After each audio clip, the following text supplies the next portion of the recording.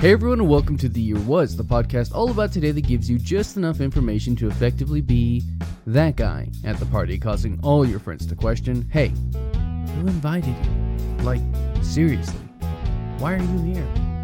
I'm your host, Michael Montalvo, and for the next few minutes we will swim through the river of time to try and find out what makes today truly unique. In this episode, we examine the events that occurred December 21st and December 28th. And January 4th. With the holiday season now over, I feel like things are going to get, at least in some small way, back to normal. At least in the sense of this podcast. Apologies for the varied schedule. Welcome to the catch-up episode. So let's talk about Pan Am Flight 103. The year was 1988, and on December 21st, a bomb exploded aboard Pan Am Flight 103, killing everyone aboard in one of the deadliest terrorist attacks until September 11th. It was 4 days before Christmas, and all were merry and in a festive mood. 259 people all boarded the Pan Am evening flight, having all checked their bags or carried their carry-ons to their seats. Unbeknownst to those on board, however, a suitcase with no owner was checked and loaded onto the plane that, among other various travel items, contained a cassette recorder.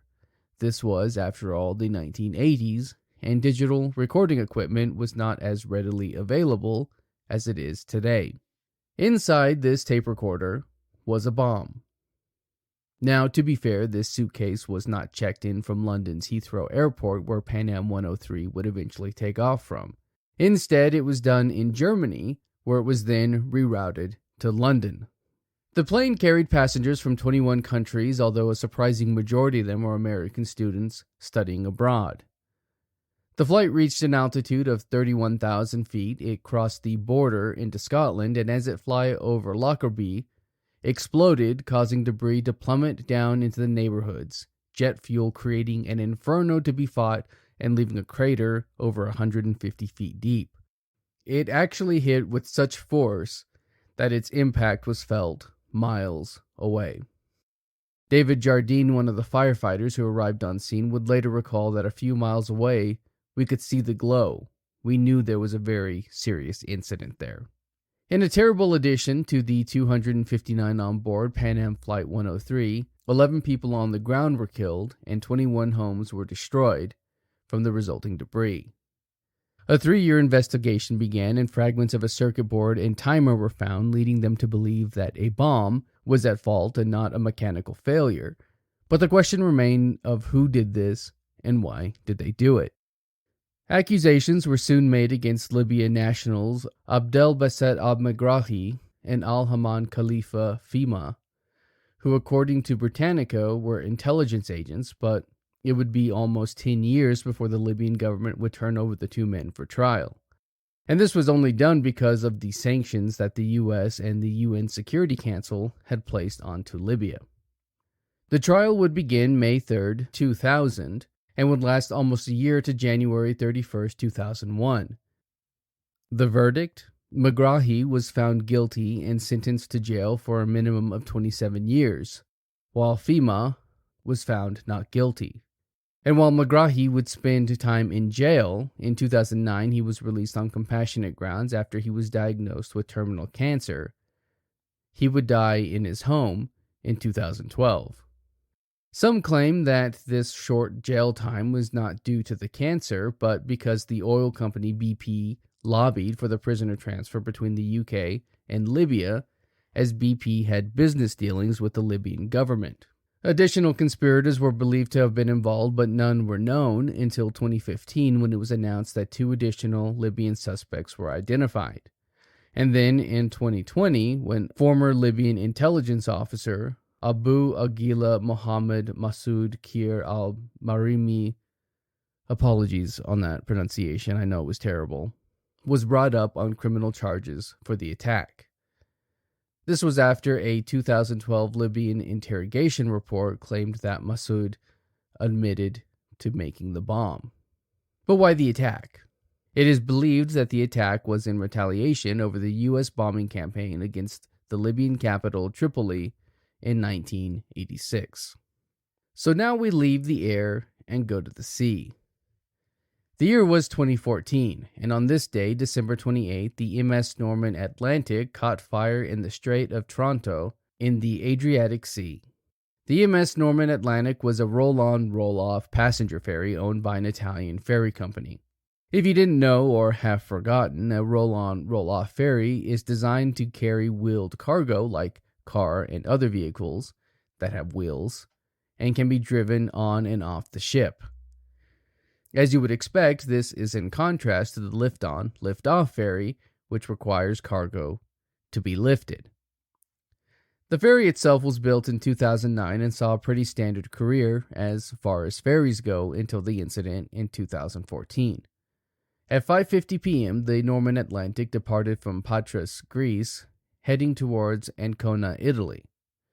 On board were 487 passengers and was crewed by a crew of 12. While making its trip across the Adriatic, the ferry suddenly caught fire in the Strait of Otranto. The fire is said to have started in the car deck with little warning, and the 475 passengers and crew began to move and try to get to safety, some evacuating the ship despite there being no order to do so. The 427 passengers and 56 crew members were eventually rescued by the Italian Navy, with Greece authorities announcing that 478 passengers and crew were on board when the fire broke out. What's that? The numbers don't match? Yeah, that's because they kept changing because of the rescue. The Italian transport minister even came out and said that it wasn't clear which number was actually right.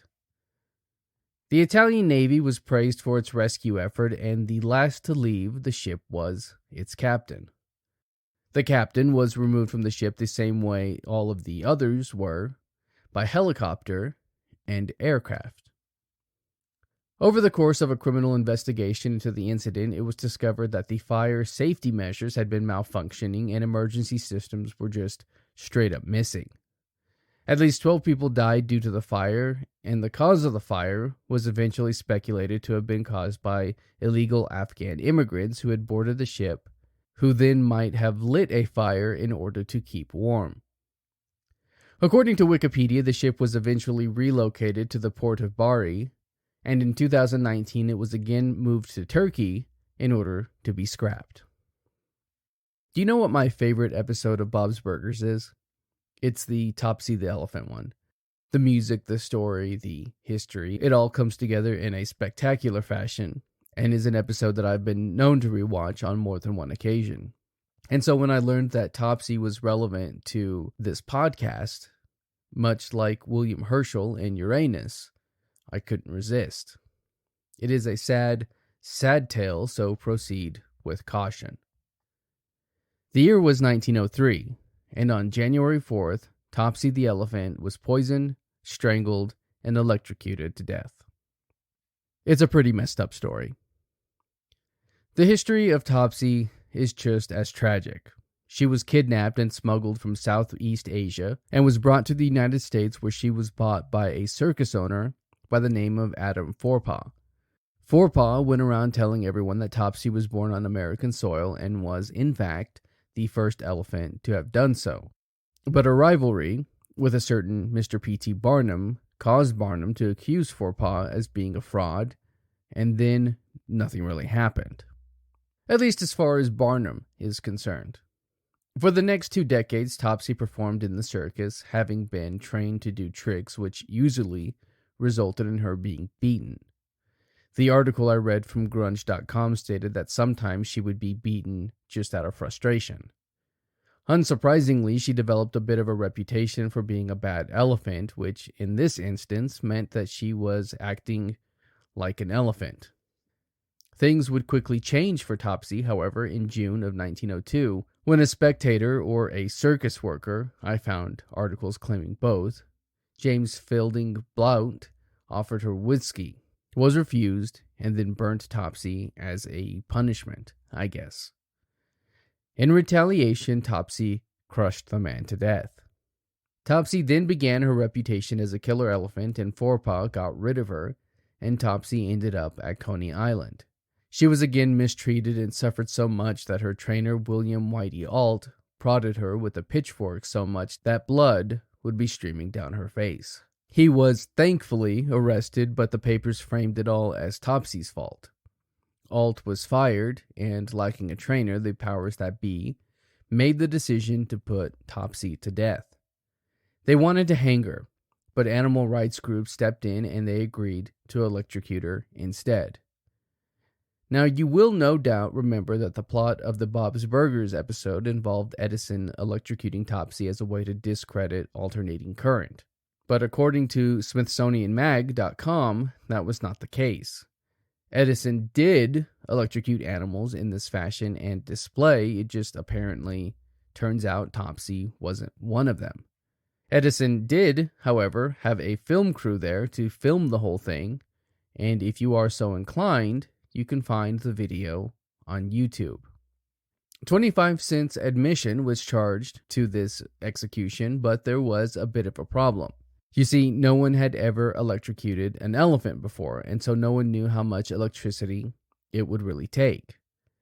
The decision was made then that they would first poison Topsy, and they fed her carrots laced with potassium cyanide.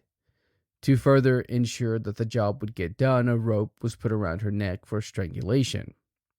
Apparently, this was the Rasputin of elephants. She was then electrocuted January 4th, 1903, and it took less than 10 seconds. She shook, then tipped forward, then to make sure the job was done, a noose was held around her neck for 10 minutes. The SPCA officers present apparently said that it was the most humane manner of causing death that they had ever seen, which I guess accounts for something. Surprise! We're also doing January 11th. You guys remember when we talked about how William Herschel discovered Uranus? Or about all the other stuff that Herschel studied because he was an astronomer. With all of his discoveries and advances to the field of astronomy, well, it turns out that not only did Herschel discover Uranus, he also discovered 2 of Uranus's moons. And that's funny because the term mooning people and Uranus sounds like I'm saying Uranus.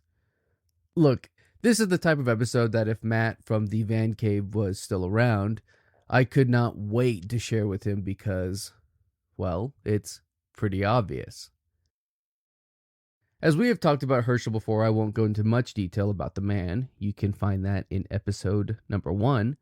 And instead, I will go over his discovery, as well as talk about the moons. The year was 1787, and on this day, January 11th, William Herschel discovered Uranus's moons, Oberon and Titania. Actually, Herschel claimed he discovered 4 moons that day, but people were a bit suspicious of it. A cool fact about these moons is that they are actually no space station. And another cool fact about these moons is that they were named, or at least co-named, by Herschel's son John, after characters in the Shakespeare play A Midsummer Night's Dream. Oberon being the king of the fairies, and Titania being the queen.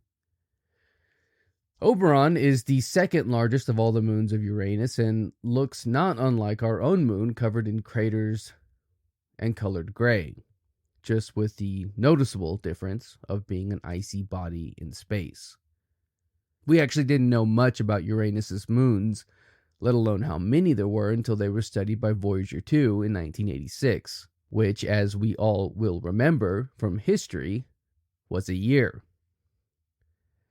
From this voyage to the moon, it was discovered that there were 27 moons and not 5 as originally believed.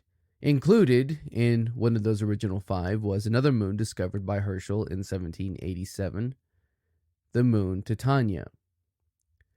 Titania, or Titania, I found pronunciations on both, is the largest of all Uranus's moons, but the second furthest from the actual planet. It was actually dubbed Uranus 1 by William Herschel in 1848. It's smaller than our own moon and was first photographed by Voyager 2 in January 1986. It actually has visible linear valleys that run hundreds of miles long, but what's really interesting is that it is showing breaks in the crust on the surface, and they're in two directions.